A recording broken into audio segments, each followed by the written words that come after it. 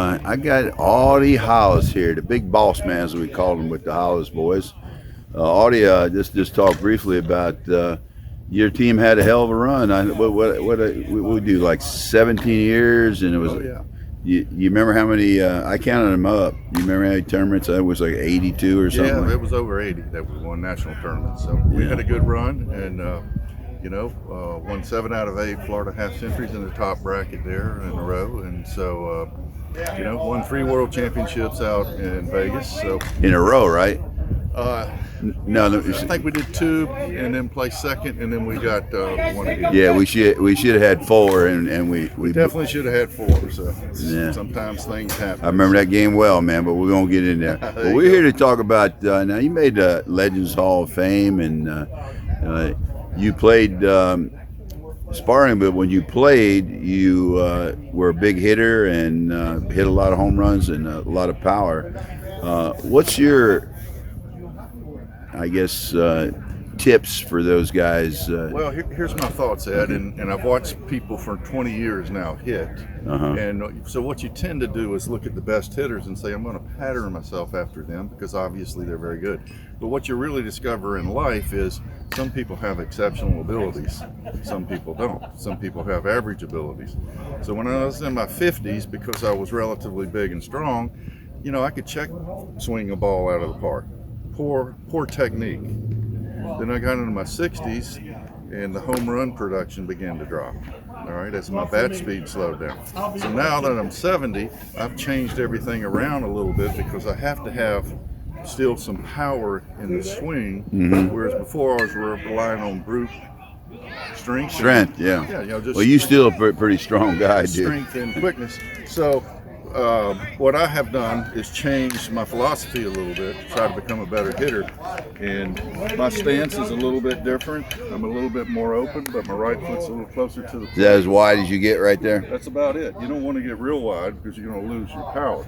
So what I'm trying to do is get the hands up, not super high, but high enough. And I'm trying to drive. I'm in the back of the plate now, and I'm trying to drive down on the ball. So I'm trying to, as they say, chop the wood of the stump. So I'm trying to come here and turn. So it's a combination of here, there. Then explode. And if you do that and your timing is correct, you're going to hit the ball real hard somewhere. And so instead of going to center field now, I'm pretty much coming to left, and instead of going to right, unless the situation calls for it, where I would step and go this way. That's what I'm trying to do. And the other thing is, the other tip, as we age, everybody tells you, keep your bat speed up, so drop the ounces of your bat. So I'd gone from 29 Hey Chuck, you down got to that 25. speed still in your car? Sometimes I'd hit a really good shot and it wouldn't go out. So now I've gone back to a 29 and a half, and when I connect, that extra mass, the ball jumps out of the box. Yeah, well, the theory is that if you can swing a heavier bat as fast as you can swing the lighter bat, then swing the heavier bat. Yes. But Because what happens is when the ball hits the bat, the heavier bat continues at almost the same bat rate speed as it goes through, whereas the lighter bat hits it tends to slow down. All right. but you have better control with the lighter bat. Definitely have better control. Sometimes, I don't want to say it's a swing and a miss, but sometimes that's where you top the ball. Sometimes you're a little under. Yeah, I got a video coming out with a guy I met in the Smokies that maintained that the heavier bat, you use the heavier bat because you can't make up the speed with the lighter bat, and it's really about how you feel about the bat, because even the weighted bat, whether it's a 28 or a 26, you need to have the right feel of it. Right. So. Right. And there's no doubt as the tournament goes on, you're into the third day, you're into your 6th or 7th game. You go down to a lighter Your bat. strength is not the same that it was, and so if you're using the heavier bat, you tend to lag. You don't get to the point of explosion. That's pretty typical. You see what I mean? And so the last day of the tournament, I went down from a 29 and a half to a 27. Well, let's talk about timing technique and technology. Technology is kind of a given. Right. It's the one you like. Everybody out there's got. I got one of almost every bat out there. But What do you think about the timing and Most critical thing, really. yeah, that Timing, because if I'm on, I'm wonderful. If I'm off, I'm terrible. You know, and so what you're trying to do is stay on about 80% of the time. so how do you improve your timing? Practice. Practice is the only way to do it, right? Well, here's the deal. You can go up there and take 100 reps, and your timing, yeah, you can get your timing down, but that's not realistic for game. So what we like to do is go up and take 3 swings, have the next guy rotate in and take 3 swings. In batting practice? Yeah.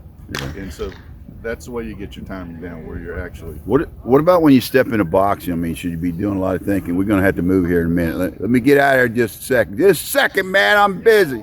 Okay, they're waving me out of here. This guy's crazy here. Okay, man, it's good talk. We'll do this later. Right. Well, we were abruptly ended in that interview and never got back with it. So I'm going to just put this chart in here that is my chart on the 3 T's of hitting. And Audie is a proponent of that concept and believes in it and works with it in his practice.